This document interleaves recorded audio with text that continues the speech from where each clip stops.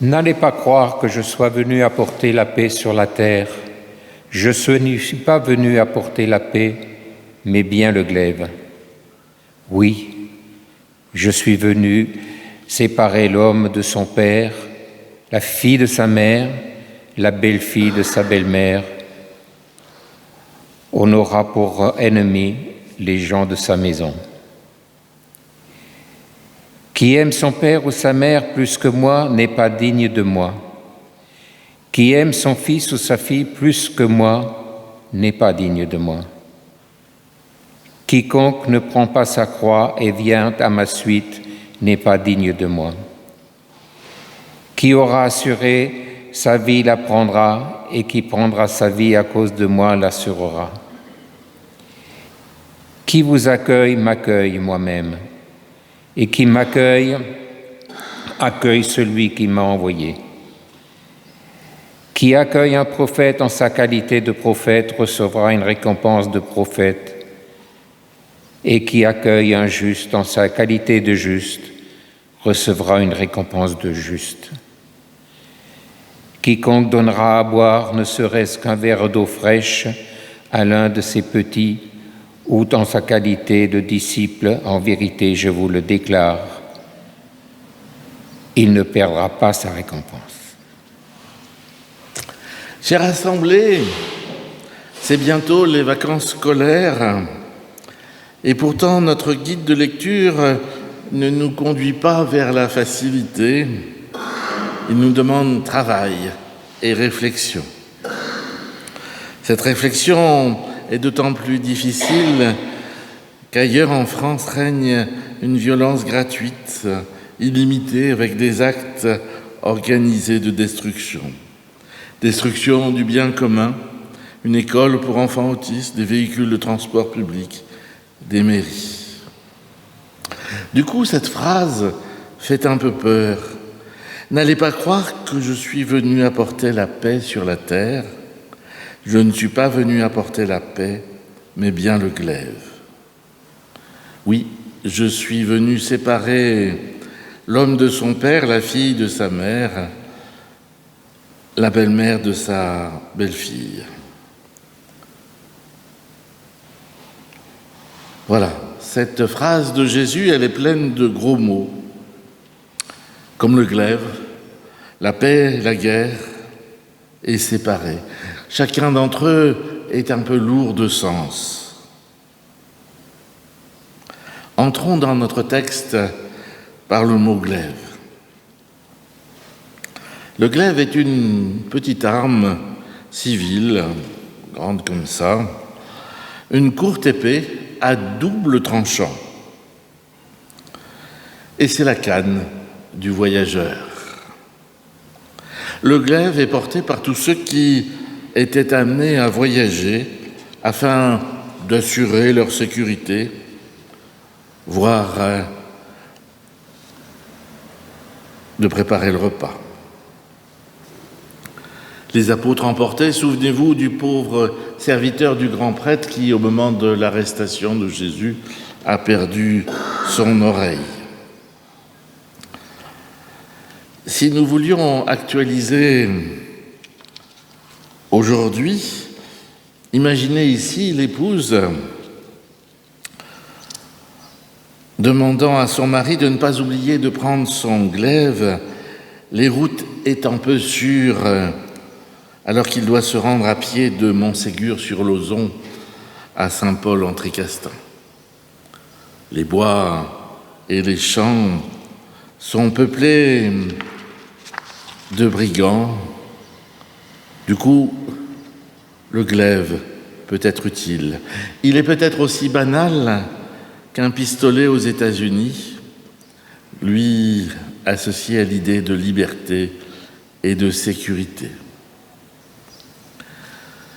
Je voudrais ouvrir une parenthèse à propos des armes à feu.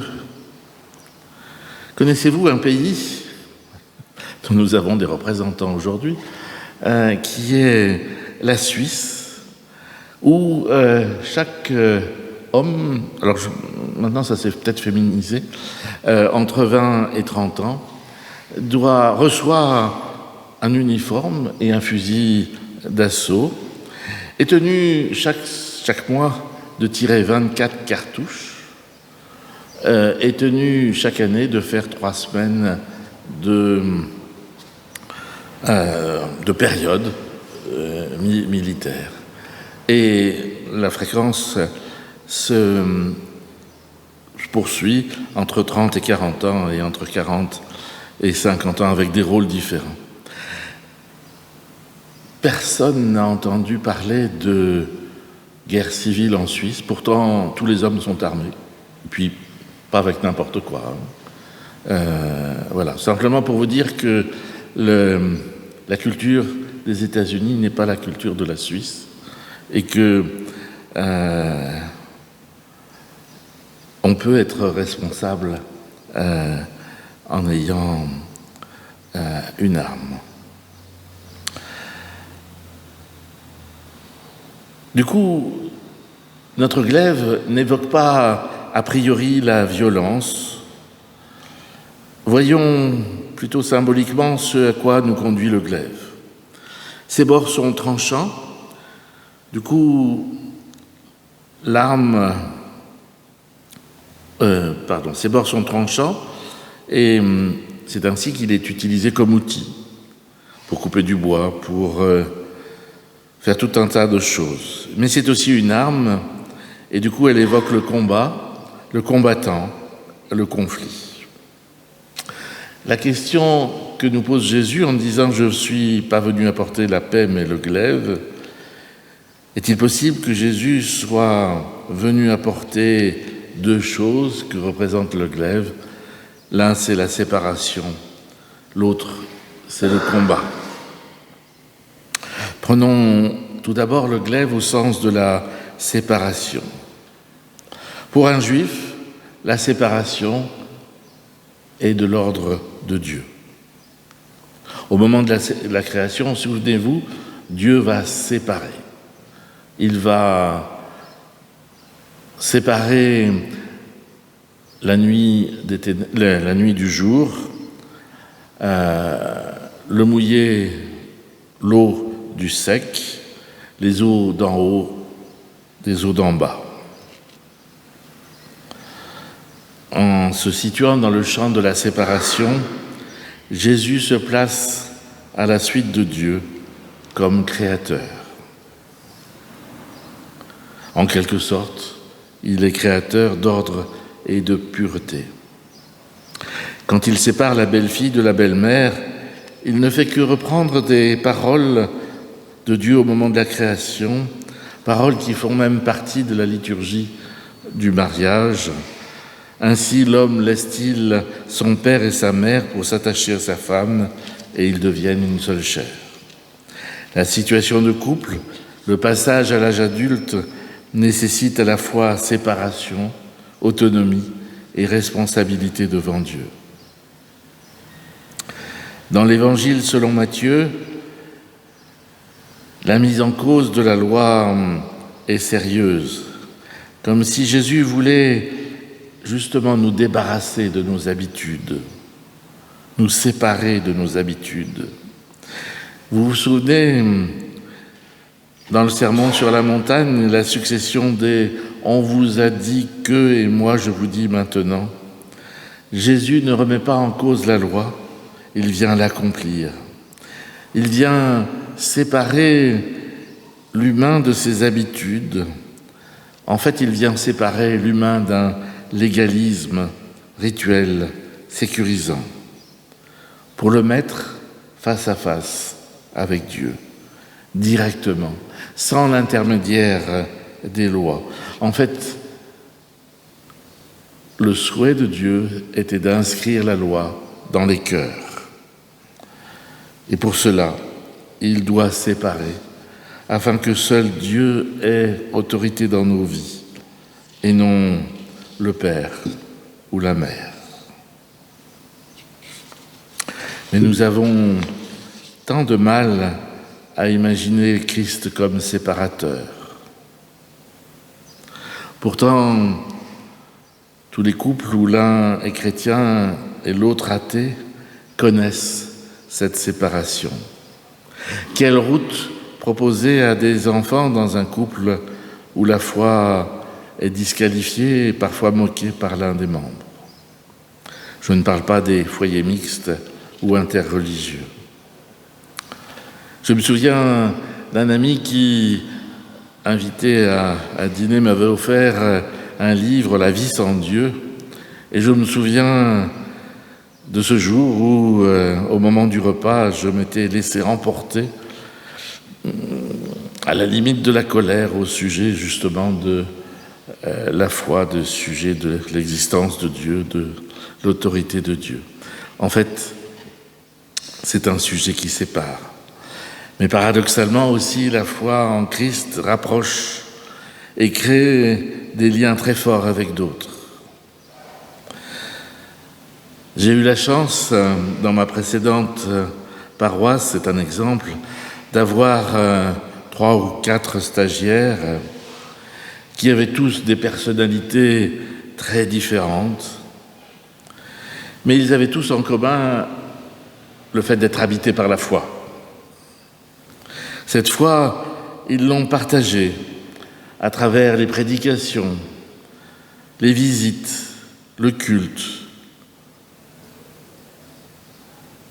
Cette foi a fait de nous, eux 4, moi-même et ma paroisse précédente, et par-delà nous-mêmes, des frères et des sœurs en Christ. Et cette relation fraternelle passe par le Christ. Il est médiateur de notre fraternité. Cette relation avec le Christ, elle permet à la fois la bonne distance et l'absence de distance. La bonne distance, c'est le respect de l'autre pour ce qu'il est, pas plus. L'absence de distance, c'est que nous nous voyons au travers du Christ. Il est entre nous. Mon prochain est un des visages du Christ.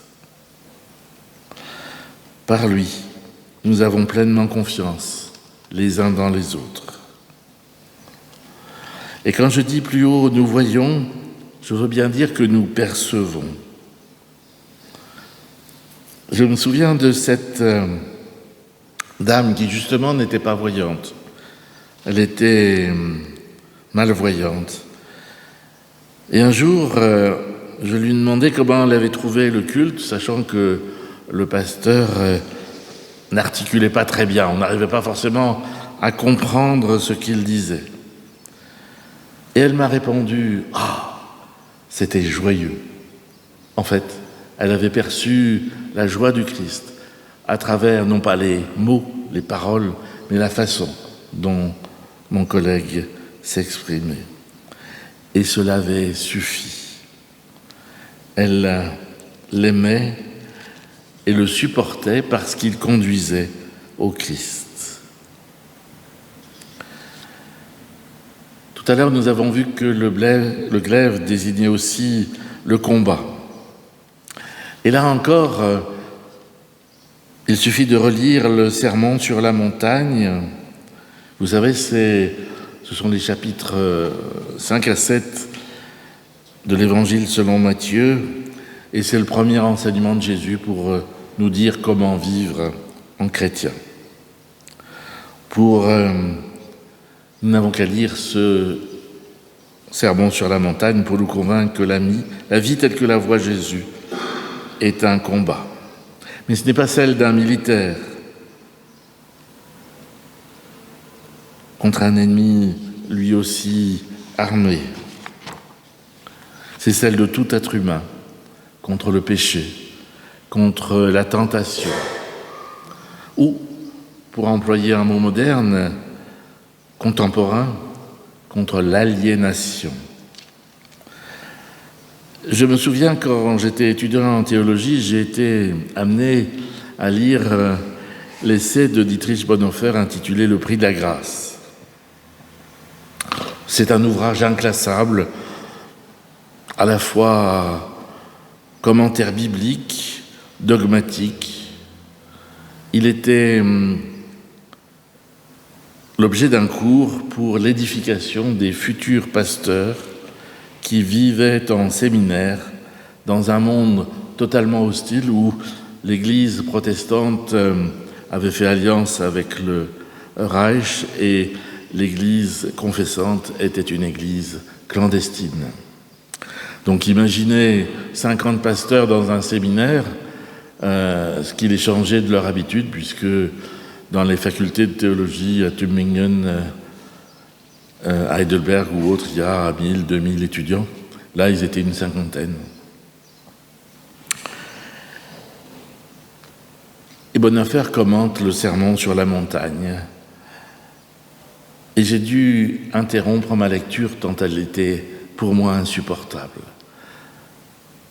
Vivre comme le Christ, aimer ses ennemis, tendre la joue droite quand on s'est fait frapper la joue gauche, tel qu'il le disait, je sentais que ce n'était pas pour moi. Le combat contre le péché était trop dur et les renoncements trop importants. Un autre exemple de combat. Il y a quelque chose qui est à la mode aujourd'hui, c'est l'écologie. Et il y a quelques années, les églises chrétiennes de France, c'est-à-dire la conférence des évêques de l'Église catholique romaine, les patriarches des églises orthodoxes en France et les églises de la Fédération protestante de France, ont adopté un programme intitulé « Église verte ».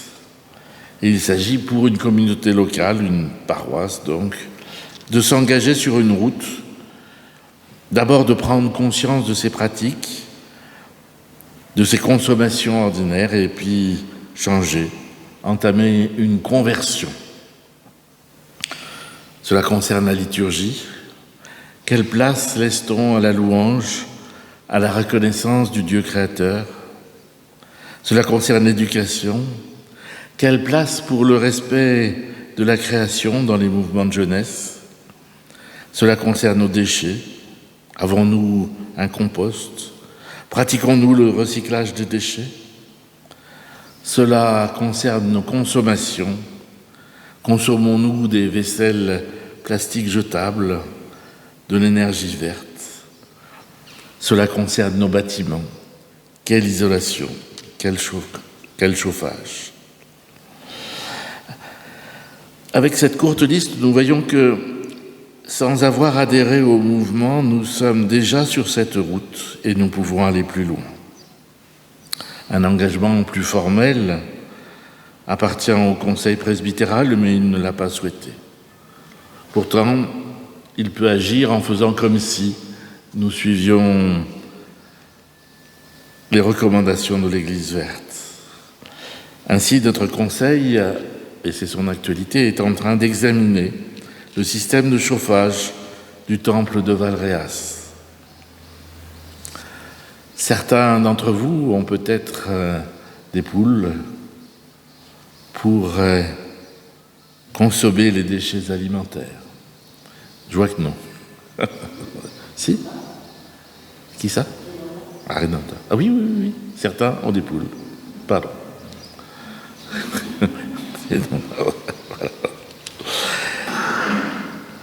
Changer nos façons de faire, respecter notre organisation et notre façon de consommer, c'est une certaine façon de combattre un certain ordre des choses.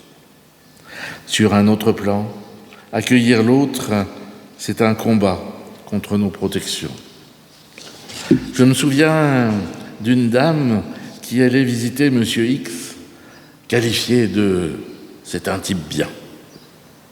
En fait, nos visites ne concernent pas que les types bien, mais tout le monde, tous les gens qui ont besoin de compagnie, de prochain.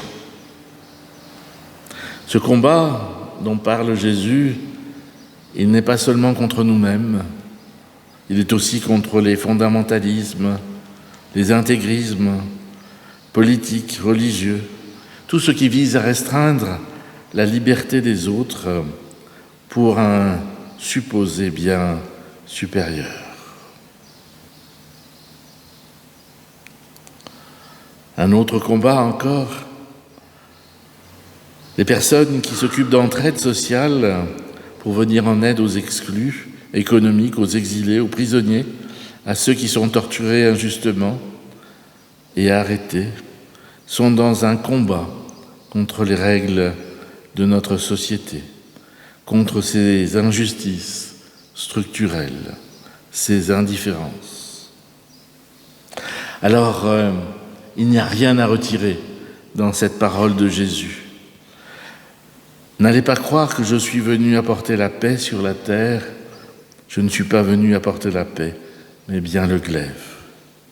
Ce n'est pas une parole de colère, ce n'est pas une parole de vengeance, c'est une parole prophétique, une parole programmatique, un appel. La vie du chrétien est combat. Suivre le Christ comporte certaines séparations et renoncements. Amen.